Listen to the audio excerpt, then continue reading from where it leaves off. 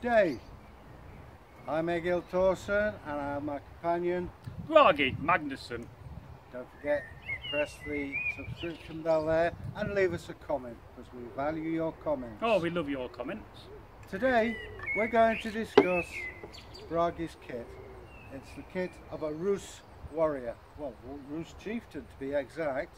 So who were the Rus? I'll give you a bit of background before we go through the kit. The Rus were a tribe which we now call, which settled what we now call Russia.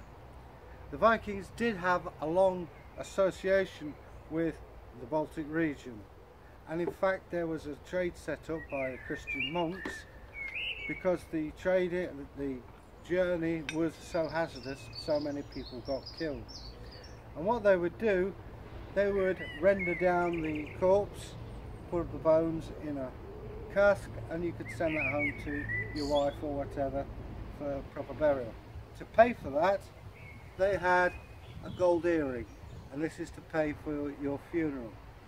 And it was still in the regulations in the Royal Navy that men could wear a gold earring right up to. I find that amazing, really. That you know, the gold earring tradition kept on for so many, hundreds of years. And the people who were in the land of the Rus called to the Rus tribesmen to settle them. They had very distinctive style of dress. Ibn Fidin, the diplomat from the Arab states, describes them. And what he says is they were tattooed from the fingertips up to the neck.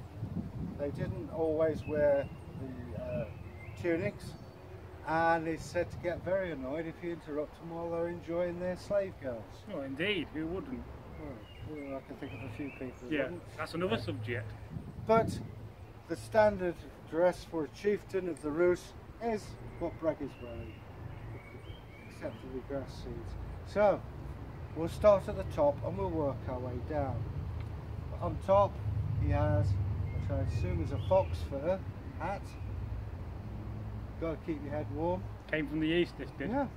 Travelled a long way, that hat. One of the distinctive images of the Rus trader is they had their heads shaved apart from the bit at the back, and they would plait this long plait and tuck it into the belt at the back. I'm not getting my head shaved for this video. No. You can hope. Around his neck are various silver adornments, the Thor's hammer, and of course he's showing his wealth with a silver neck ring. Another way he's showing his rank and stature is this deep purple colour.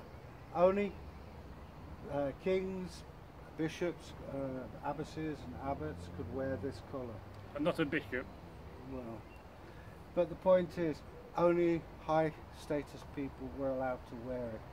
The colour that gets this is from one place in the world. If you imagine the map of Italy as a boot, on the toe cap around there are some seashells that when they're boiled up give out this purple colour. Again, we've got more purple here with antler to do them up with. He's got his linen skavta, and in his hand he has the bearded axe, or skegox.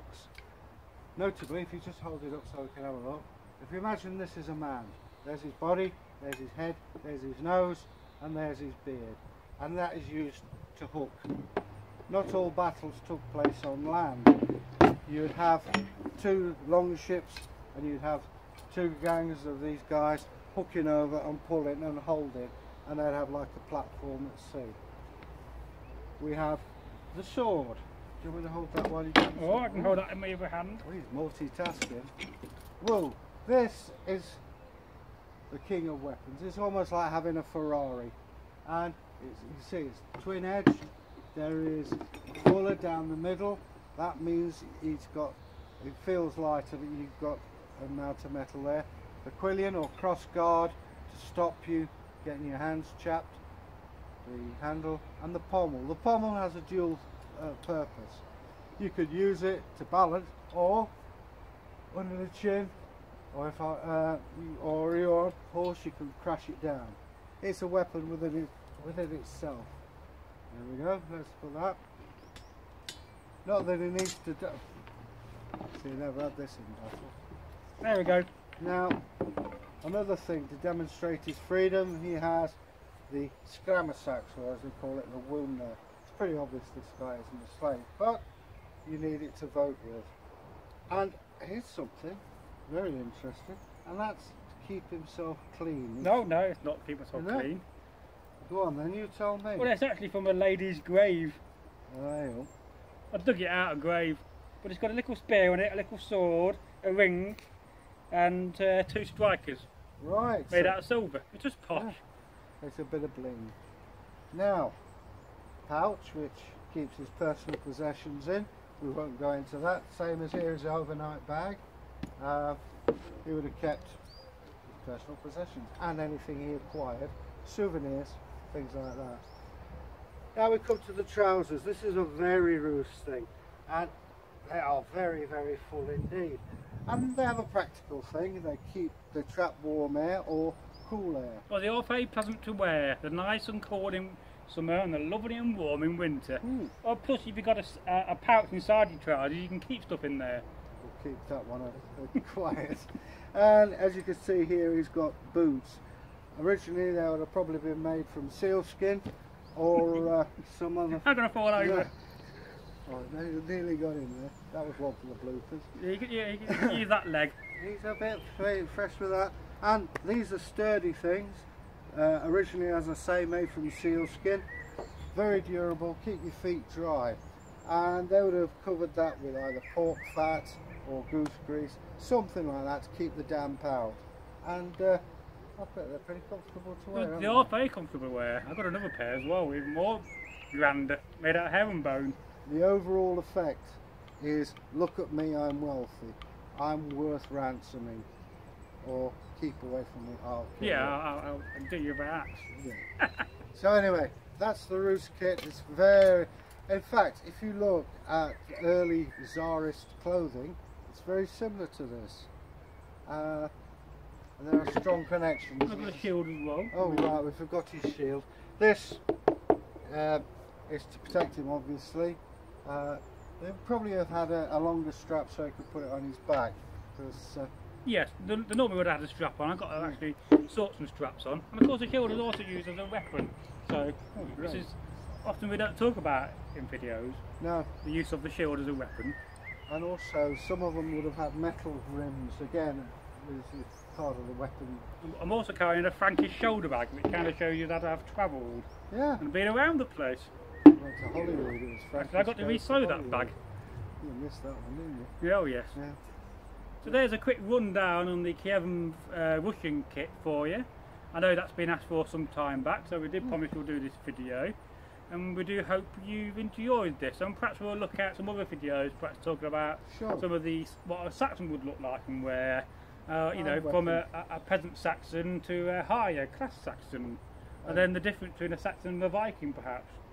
I mean, there's not much difference, but these are things we can do in the future. Yeah. So if you do like these historical videos, and don't forget to go and check out the playlist of the historical videos, mostly from Egil, I will say, and excellent. We've recently done a video on London Wick, which is brilliant. So check this out. And also don't forget to go and check out the recent video we published on Edward the Confessor. So that'll be out there on the card. We also hope to do some weapons techniques on video, don't we? Yeah, we're gonna definitely do some more combat videos. That was a success a couple of weeks ago.